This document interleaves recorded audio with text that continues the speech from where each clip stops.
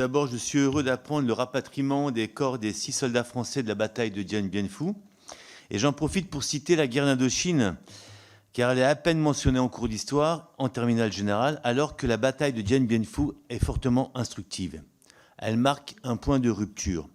Et le politiste Yuan Fong déclare sur l'histoire des guerres que les dirigeants politiques sont de piètres historiens. Leur répertoire de parallèles historiques est restreint, si bien qu'ils choisissent et appliquent les mauvaises analogies.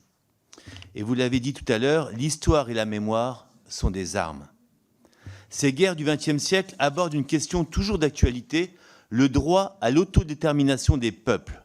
Dans le contexte actuel, il est nécessaire que la population soit sensibilisée à ces événements qui ont forgé notre nation. En 2021, la Cour des comptes a dressé le bilan des référents académiques mémoire et citoyenneté. Ce sont des inspecteurs du second degré qui ne consacrent à leur dossier académique qu'un temps très limité, sont dépourvus de moyens. Et qu'en est-il aujourd'hui ?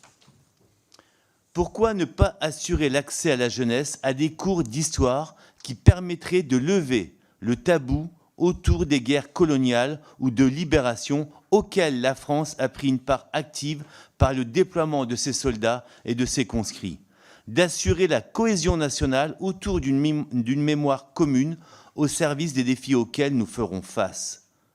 Thomas Sankara disait « La francophonie peut être un instrument de notre libération ». Ce travail de mémoire collective et de la francophonie sont autant d'opportunités de construire avec les peuples une relation libérée des restes du colonialisme. Votre ministère peut jouer un rôle central au service de la paix et de la sécurité collective, mais aussi du redéploiement de l'action internationale de premier plan de la France auprès des États dits du Sud. Que comptez-vous faire à ce sujet à l'aube des 80 ans de la libération ?